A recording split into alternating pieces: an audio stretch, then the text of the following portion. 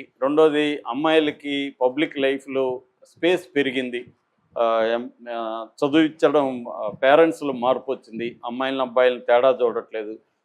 ఇంతకుముందు అబ్బాయిలని ప్రొఫెషనల్ కాలేజీలో చేర్పించి, అమ్మాయిలని మామూలు కాలేజీలో చేర్పించేవాళ్ళు. ఇప్పుడు అలా కాదు. ఇప్పుడు ఈక్వల్‌గా ట్రీట్ అవును సార్. చేస్తున్నారు. అట్లాగే అమ్మాయిలకి ఫైనాన్షియల్ ఇండిపెండెన్స్ అనేది బ్రహ్మాండంగా వచ్చింది. నిజానికి అబ్బాయిల కంటే కూడా నేను మొన్న కూడా ఒక వీడియోలో చెప్పాను. దాదాపు 1,50,00,000 మంది ఇప్పటికీ అమ్మాయిలు బిజినెస్‌ల్లో ఉన్నారు. సొంత వ్యాపారాలు చేస్తూ. అది 2030కి 3,00,00,000కి చేరుతుంది. అంటే టోటల్ బిజినెస్‌ల్లో 22% అమ్మాయిల వాటా ఉంది. ఇది మెల్లమెల్లగా పెరిగే అవకాశం ఉంది. అంటే మన దేశంలో అమ్మాయిలు వ్యాపారాల్లోకి, ఎంప్లాయ్మెంట్లోకి వస్తున్నారు. ఎందుకంటే సర్వీస్ ఓరియంటెడ్ సెక్టర్ ఎక్కువ కాబట్టి ఇండియాలో రెవెన్యూలో అవును సార్. బ్రెయిన్‌తో పనిచేసేవి ఎక్కువ కాబట్టి అమ్మాయిలకి సహజంగానే అబ్బాయిలతో పోలిస్తే బ్రెయిన్ పవర్ కూడా ఎక్కువ ఉంటుంది. సో అది ఒక ఎగ్జాంపుల్ ఏంటంటే మనకి ఎగ్జామ్స్ చూస్తే తెలుస్తుంది. ఇంటర్మీడియట్, 10థ్‌లో అవును సార్. రిజల్ట్స్ చూడండి. హ్మ్. అమ్మాయిలు ఎక్కువ అమ్మాయిల శాతం ఎక్కువ ర్యాంక్స్ ఉంటుంది. కానీ, అవును. పాస్ అయ్యేది కానీ, అట్లాగే సివిల్ సర్వీస్ వీటిలో కూడా చూడండి. హ్మ్. అందువల్ల ఫిజికల్‌గా అబ్బాయిల్ని అమ్మాయిలు బీట్ చేయలేకపోవచ్చు కానీ, మెంటల్‌గా వచ్చేసరికి అమ్మాయిలు బీట్ చేయడం అనేది పెరుగుతుంది ఓవరాల్‌గా. సో దీని పర్యవసానమే అమ్మాయిలకి ఏంటంటే మల్టిపుల్ అఫైర్స్ పెట్టుకునే ఇది కూడా పెరుగుతుంది. దానికి కారణాలు నేను తర్వాత చెప్తా. ముందుగా అసలు లావణ్య కేసు హ్మ్. సింపుల్‌గా చెప్పుకోవాలంటే, లావణ్య అనే అమ్మాయి ఫస్ట్ రాజ్ తరుణ్ నాతో 7 ఏళ్ళో 10 ఏళ్ళు ఎంతో ఒక పీరియడ్ కాపురం చేశాడు. తర్వాత నన్ను వదిలేశాడు అనేది ఆమె ఫస్ట్ ఆరోపణ. నాకు నా రాజు కావాలి, నా రాజు కావాలి అనేది ఆమె డిమాండ్. హ్మ్. ఈ ఈ ఈ పిక్చర్‌ని జనాలకి ఇచ్చింది. అవును అంటే సార్. రాజ్ తరుణ్ పెర్పెట్రేటర్, తాను విక్టిమ్. హ్మ్. అతను విలను, నేను విక్టిమ్ అవును సార్. అనే పిక్చర్ ఇచ్చింది. చాలామంది నమ్మారు. ఆమె వైపు కూడా అవును. మాట్లాడారు.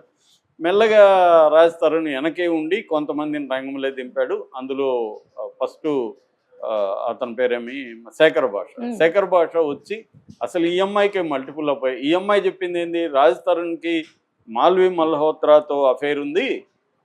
అందుకే నన్ను వదిలేశాడు అనేది ఈ అమ్మాయి ఆరోపణ. హ్మ్. దాని తర్వాత శేఖర్ భాష వచ్చి అసలు ఈ అమ్మాయికే వేరే అఫైర్లు ఉన్నాయి, ఈ అమ్మాయి డ్రగ్ అడిక్టు అని నిరూపించడానికి కొన్ని వీడియోలు ప్రవేశపెట్టాడు. ఆ క్రమంలో ఆమె కరాటే, ఆమె పేరు కళ్యాణి కళ్యాణి. వాళ్ళు హ్మ్. మస్తాన్ సాయితో ఒక ఆడియో, మస్తాన్ సాయికి తెలియదు ఇది లైవ్ అని, హ్మ్. హ్మ్. వీళ్ళు అతన్ని ఏమార్చి లైవ్లో చేసేసారు. దాంతో మస్తాన్ సాయి మాట్లాడేశాడు. ఇంకా అక్కడ నుంచి మస్తాన్ సాయి ఇన్వాల్వ్ అయిపోయాడు. సో మస్తాన్ సాయి నాకేమైంది, మస్తాన్ సాయితో ఈ అమ్మాయికి అఫేర్ ఉంది, అట్లాగే ఈ అమ్మాయి వేరే వాళ్ళతో కూడా ఫ్లర్టింగ్ ఇవన్నీ చేస్తుంది, ఈ అమ్మాయికి డ్రగ్స్ అలవాటు ఉంది, ఇవన్నీ శేఖర్ భాష రంగంలో దిగాడు. దాంతో ఈ అమ్మాయి ఇప్పుడు వాళ్ళిద్దరి మీద కత్తి కట్టింది.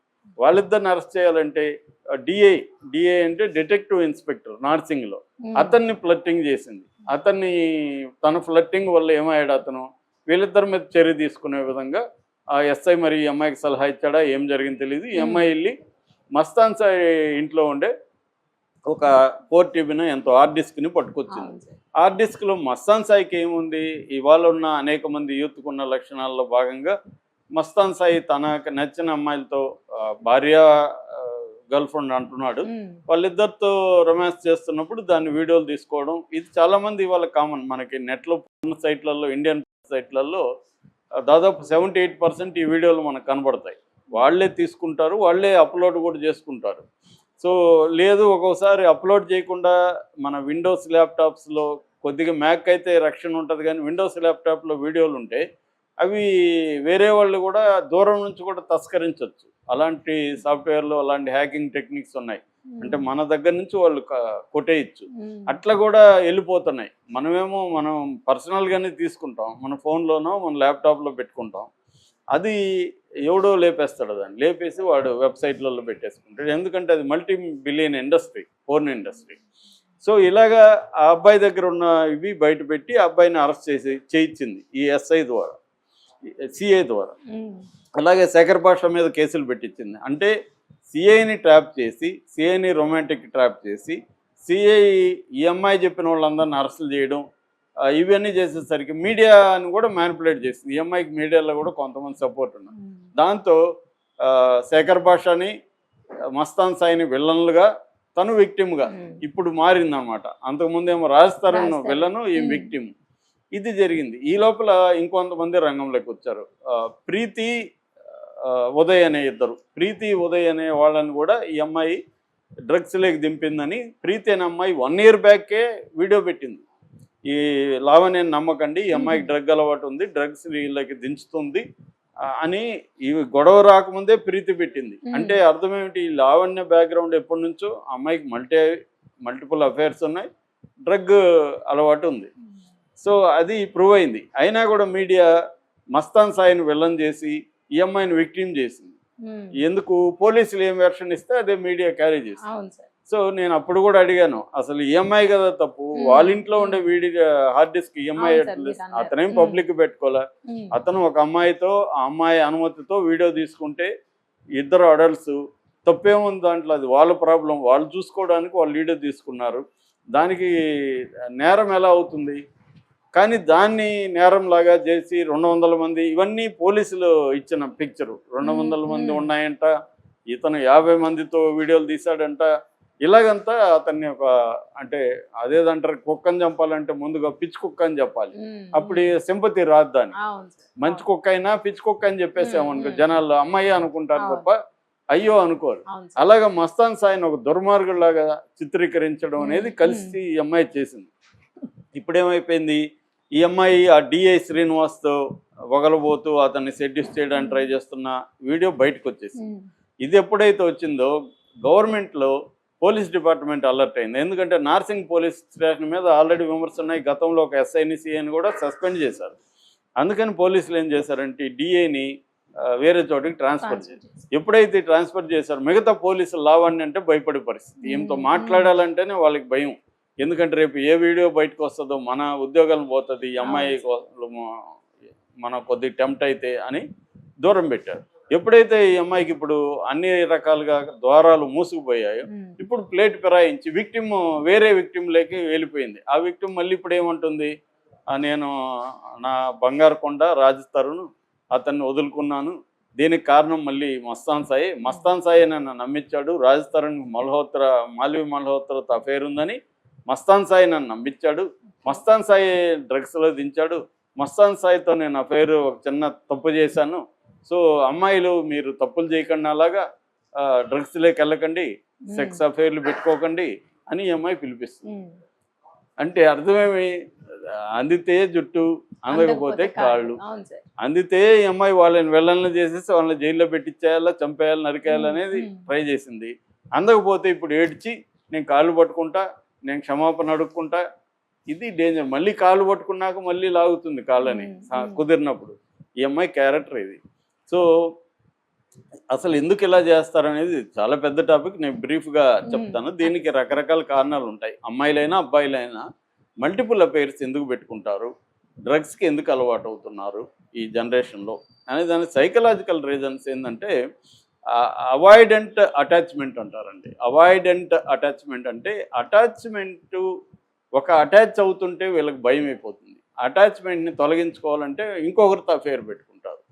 ఇది చాలామంది బాయ్స్లో గర్ల్స్లో పెరుగుతుంది. అవాయిడెంట్ అటాచ్మెంట్ అంటారు. That is first. Second, self esteem and validation. Self esteem చాలా మందికి అమ్మాయిల్లో కానీ ముఖ్యంగా అమ్మాయిల్లో తక్కువ ఉంటుంది. ఈ సెల్ఫ్ ఎస్టీమ్ పెంచుకోవాలంటే తనని కోరుకునే వాళ్ళు ఎక్కువ మంది ఉండాలి. అప్పుడు నీ వాల్యూ పెరిగిన, నాకు చూడు ఎంత డిమాండ్ ఉంది, నా వెంట 10 మంది అబ్బాయిలు పడుతున్నారు. అందుకని పవర్ఫుల్గా ఉండేవాళ్ళు లేకపోతే పొజిషన్లో ఉండే అబ్బాయిల్ని పడేయాలన్న ఒక ఛాలెంజ్ వీళ్ళలో పెరుగుతూ ఉంటుంది. వాళ్ళని ఎట్లన్నా పడేయాలి మనం. అప్పుడు ఈ అమ్మాయికి సెల్ఫ్ ఎస్టీమ్ పెరుగుతుంది. ఒక వ్యాలిడేషన్ అంటారు, అంటే తను గ్రేటు, తను అమ్మాయి చాలా అమ్మాయి అనకు 10 మంది పడుతున్నారు. ఈ సెల్ఫ్ ఎస్టీమ్ లోగా ఉండేవాళ్ళు ఎక్కువ పేర్లు పెట్టుకుంటుంటారు. ఎందుకంటే they need external validation for their self esteem boost up అనమాట. మూడవది, థ్రిల్ సీకింగ్ పర్సనాలిటీ ఉంటుంది చాలామందికి. They need thrills. సరిపోదు వాళ్ళకి, ఒక్కరు అబ్బాయితో సరిపోదు, థ్రిల్ రాదు, ఇంకొకరితో కావాలి. ఇది ఇప్పుడుదే కాదు, ఎప్పుడో 1940s 50sలోనే నవళ్ళు రాసిన తెలుగులో కూడా ఉన్నాయి. అప్పుడే ఒక అమ్మాయి, అదేదో పేరు మర్చిపోయినాను, 5 మంది అబ్బాయిలతో రొమాన్స్ పెట్టుకుంటుంది. అప్పట్లో ఇంత లేదు కాబట్టి అంటే దూరం నుంచే లవ్ చేస్తుంది. ఇప్పుడు దూరంలో ఎవరు ఉండరు కదా! పరిచయం కావడం, ఓయో రూము, ఇంకో గెస్ట్ హౌస్‌కి వెళ్ళిపోవడం. ఇవాళ దూరం నుంచి లవ్ అనేది లేదు. అప్పట్లో పాటలు కూడా దూర దూరంగా హీరో, హీరోయిన్ పాడుకునేవాళ్ళు. ఇవాళ లేదు కదా! అలాగే సమాజం మారింది. సో, థ్రిల్ సీకింగ్ బిహేవియర్ కూడా కారణం అన్నమాట. నాలుగవది చిన్నప్పుడు ఏదో ఒక ట్రామా కావచ్చు, నెగ్లిజెన్స్ కావచ్చు. నేను ఆ మధ్య ఒక అమ్మాయిని ఇలాగ మల్టిపుల్ అఫైర్స్ పెట్టుకున్న అమ్మాయిని నేను అడిగాను. ఎందుకు ఇంతమందితో అఫైర్లు పెట్టుకోవాలా అనిపించిందంటే, నాకు అసలు ప్రేమ అనేది చిన్నప్పుడు కరువైపోయింది. ఎవరు నన్ను పట్టించుకునేవాళ్ళు కాదు. అందుకనే అబ్బాయిలు ప్రేమ చూపిస్తే నేను కరిగిపోయేదాన్ని. వాళ్ళకి ఏం కావాలో అది ఇచ్చేసి, వాళ్ళ దగ్గర నుంచి నాకేం కావాలో అది తీసుకునేవాడిని. అబ్బాయిలకి అది కావాలి కాబట్టి అది ఇచ్చేసేవాడిని. అబ్బాయిలు నా మీద ప్రేమ చూపిస్తారు కాబట్టి నేను వెళ్ళేవాడిని అని ఆ అమ్మాయి ఓపెన్‌గా చెప్పింది. అమ్మాయికి రియలైజ్ అయింది ఆ తర్వాత. సో, ఇది ఆ పాస్ట్ ట్రామా జరిగినప్పుడు చిన్నప్పుడు దానివల్ల కూడా అమ్మాయిలు కావచ్చు, అబ్బాయిలు కావచ్చు ఆహ్, వేరే అఫైర్‌లు పెట్టుకొని మనకి ఏదైతే ల్యాక్ ఉండిందో దాన్ని ఫుల్‌ఫిల్ చేసుకోవడానికి ట్రై చేస్తారు. ఇక బయోలాజికల్ అండ్ ఎవల్యూషనరీ రీజన్స్ ఏందంటే చాలామందికి హై లిబిడో ఉంటది. అంటే హై లిబిడో అంటే సెక్షువల్ డిజైర్స్ ఎక్కువుంటాయి. అది బయోలాజికల్ రీజన్స్ కావచ్చు, జెనెటికల్‌గా కావచ్చు. అరే వాళ్ళు దాన్ని అదొక ప్రాబ్లమ్ నిజానికి. పాథాలజికల్ ప్రాబ్లమ్ లాగా ఉండేవాళ్ళు ఉంటారు. వాళ్ళు మల్టిపుల్‌గా పెట్టుకోకపోతే వాళ్ళు తట్టుకోలేరు. అందువల్ల they need to have affairs. అది ఒక్కరితో సాధ్యం కాదు వాళ్ళకి. అందుకని చాలామందికి అది హైపర్ సెక్సువాలిటీ డిజార్డర్ అని కూడా అంటారు దాన్ని. అటువంటి హైపర్ సెక్సువాలిటీ డిజార్డర్స్ బయోలాజికల్‌గా కొంతమందికి ఉంటాయి. దానికి ట్రీట్మెంట్ కూడా ఉంది. బట్ అది తెలీదు కాబట్టి వీళ్ళు ఇదే చేస్తుంటారు. అట్లాగే ఎవల్యూషనరీ సైకాలజీ అటానమీ అంటారనమాట. అంటే ఒక అటానమస్‌గా ఉండాలి అనే ఒక దీంట్లో కూడా వీళ్ళు పెట్టుకుంటారనమాట. ఇక సోషల్ ఫ్యాక్టర్స్ ఉంటాయి. అంటే కల్చరల్ మన చుట్టూ ఇప్పుడు ఆ మధ్య ఎవరు అనింది హాస్టల్‌లో అందరికి బాయ్ ఫ్రెండ్ ఉన్నారు. నాకు ఒకదానికే లేదని బాధపడుతున్నాను అని చెప్పి. ఎందుకంటే అందరికి బాయ్ ఫ్రెండ్ ఉన్నారు. తాను లెఫ్ట్ అలోన్ పోమంటారు. Fear of missing out. So, తను దూరం అయిపోయింది. తనకెవరు లేరు అన్న ఒక దిగులు వస్తుందన్నమాట. ఇది నిజానికి ఈ అమ్మాయికి నీడ్ లేకపోవచ్చు. కానీ కంపారిజన్‌లో అందరికి బాయ్ ఫ్రెండ్ ఉండి బైకులు ఎక్కించుకుపోతుంటారు. కార్లలో తీసుకెళ్తారు. నాకెవరు లేరు. నేను లోన్లీగా ఇక్కడ పడుండాలి అందువల్ల ఈ అమ్మాయి కూడా ఎవరైనా దొరికితే బాగుండు అన్నట్టుగా ఉంటది. సో, వాళ్ళ రూమ్‌మేట్సే వాళ్ళ బాయ్ ఫ్రెండ్‌కి ఫ్రెండో ఎవడో ఒకడిని పరిచయం చేయమని ఈ అమ్మాయి అడుగుతుంది. ఇలాగా ఈ అమ్మాయి కల్చరల్ ఫ్యాక్టర్స్, పీర్ ప్రెషర్ అంటారు. ఇతరుల పీర్ ప్రెషర్, మీడియాలో ఇది కనబడొచ్చు. ఇవన్నీ వీళ్ళకి బయట నుంచి ఎక్స్‌టర్నల్ ఫ్యాక్టర్స్ వస్తాయన్నమాట. అట్లాగే కొంతమంది రెబెల్ నేచర్ ఉంటది. అంటే ఒక్కరే 10 మందితో అఫైర్‌లు పెట్టుకోవడం అనేది ఒక రెబెల్. ఇప్పుడు మనకి శ్రీరెడ్డి ఉంది. వాళ్ళు సంప్రదాయబద్ధంగా పెంచారు ఇంట్లో. వాళ్ళు రెడ్లైనప్పటికీ బ్రాహ్మిన్ కల్చర్ అంతా ఉంది వాళ్ళ ఇంట్లో. ఎప్పుడైతే నువ్వు ఎక్స్‌ట్రీమ్ ట్రెడిషనల్‌గా ఉంటే దాన్ని రెబెల్ చేయడానికి, వాళ్ళని హర్ట్ చేయడానికి వీళ్ళు కావాలనే అఫైర్‌లు పెట్టుకుంటారు. సో, ఇదొక రెబెల్ నేచర్ అనమాట. ఇది ఒక మనకి ఎమోషనల్‌గా వాళ్ళు రెబెల్ అవ్వడానికి కోసం కూడా అఫైర్‌లు పెట్టుకోవడం కనిపిస్తుంది. అట్లాగే చాలామందికి ఎక్స్‌ప్లోరేషన్ కావాలి. అంటే తనకి సెల్ఫ్ డిస్కవరీ కావాలి. సెల్ఫ్ డిస్కవర్ అనేది ఏంటంటే ఒకరితో ఒక యాంగిల్ మాత్రమే ఉంటుంది. దాన్ని క్యారెక్టర్ ఆర్బిట్ అంటారు. అంటే మన ఫ్రెండ్‌ని బట్టి మనకు కొన్ని లక్షణాలు ఆ ఫ్రెండ్ దగ్గర బయటకు వస్తాయి. ఇంకొన్ని లక్షణాలు ఇంకొక ఫ్రెండ్ దగ్గర బయటకు వస్తాయి. ఆ ఫ్రెండ్ ఇంటరాక్షన్‌లో మనకు కొన్ని లక్షణాలు బయటకు వస్తాయి. అందువల్ల వీళ్ళకి మల్టిపుల్ అఫైర్స్ ఉంటే మల్టిపుల్ వీళ్ళ సెల్ఫ్ బయటకు వస్తుంది.